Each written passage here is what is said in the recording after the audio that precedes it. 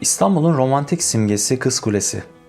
Pek çok efsaneye ilham olan kule, Osmanlılar gelene kadar Leander Kulesi adıyla biliniyordu. Sevgilisi Hera'ya ulaşmak için boğazı yüzerek geçen Leander'in hikayesinden esinlenerek bu isim verilmiştir. Kulenin ne zaman yapıldığı tam olarak bilinmemekle beraber 12. yüzyılda Bizans İmparatoru 1. Manuel tarafından yaptırıldığı sanılıyor. Daha doğrusu oraya bir savunma kulesi yaptırdığı biliniyor. Amaç İstanbul'a yönelik saldırıları önlemek, ticaret gemilerini kontrol edip vergi kaçırmalarını önlemek. Hem kule hem de gümrük binasıymış anlaşılan. İstanbul'un fethiyle birlikte Leander Kulesi yenilenmiş, belki de yeniden yapılmıştır. Fatih Sultan Mehmet tarafından boğazın güvenliğini artırmak için toplar yerleştirildiği tarihçi Tursun Bey tarafından yazılmış. Osmanlılar pek çok şeyde olduğu gibi Leander hikayesini de kendi kültürlerine göre efsaneleştirmişlerdir. Evliya Çelebi'nin aktardığına göre zamanında Abbas halifesi Harun Reşit İstanbul'u fethetmek için ordusuyla gelir. Orduda Battal Gazi adında bir kahraman yanında 3000 Yevidi ile savaşmaktadır. Onca çabaya rağmen İstanbul fethedilemez. Harun Reşit vazgeçerek orduyla geri döner ancak Battal Gazi Üsküdar'a yerleşir. Savaş sırasında Üsküdar Tekfuru'nun kızına aşık olduğu söylenir. 7 sene Üsküdar'da bağ ve bahçe işleriyle uğraşır. 7 sene sonra Şam'ın fethi için çağrılır ve yiğitleriyle beraber Şam'a savaşmaya gider. Müslümanlar savaş için Üsküdar'dan ayrılınca Bizans kralı Kadıköy'e bir kale yaptırır. Üsküdar Tekfuru da Battal Gazi'den kızını korumak için kızını ve hazinelerini Kız Kulesi'ne taşır. Şam'ın fethinden dönen Battal Gazi Kız Kulesi'ne kayık ile geçer ve Tekfur'un kızını ve hazinelerini kaçırır. Sonra Üsküdar'dan atını atlayarak uzaklaşır. Atı alan Üsküdar'ı geçti atasözünün hikayesini de dinlemiş oldunuz böylelikle. Bu hikayeden sonra Leander Kulesi Kız Kulesi olur.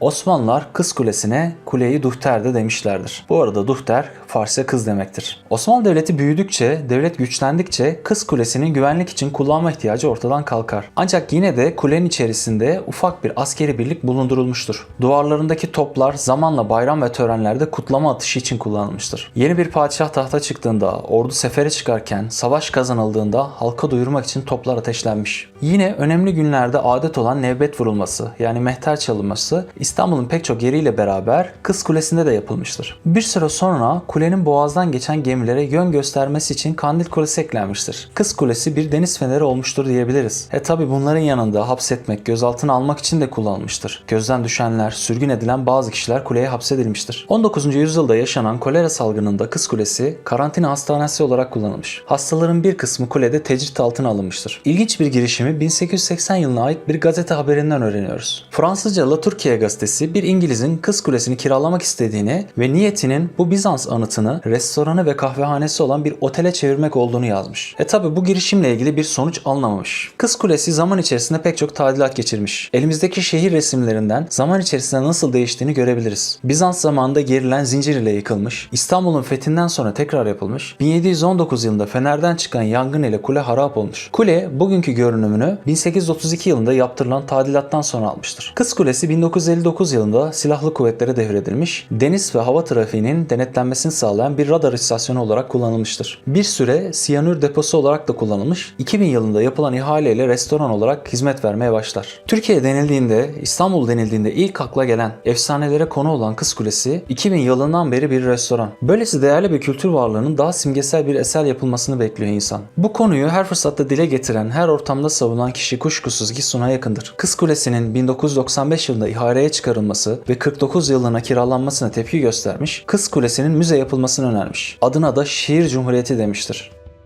Müze olsun istedim. Yazılı ilk aşk yeri İstanbul'da. Yazılı ilk aşk yeri İstanbul'da. Bir Sümer tableti. Yazan da bir kadın. İstedim ki o tablet Kız Kulesi'ne konsun. Ve örneğin bir padişahın deniz kızıyla olan arkadaşlığı anlatılsın. Böyle bir öykü var biliyor musunuz İstanbul'da? Deniz kızıyla arkadaş olan bir padişah öyküsü var.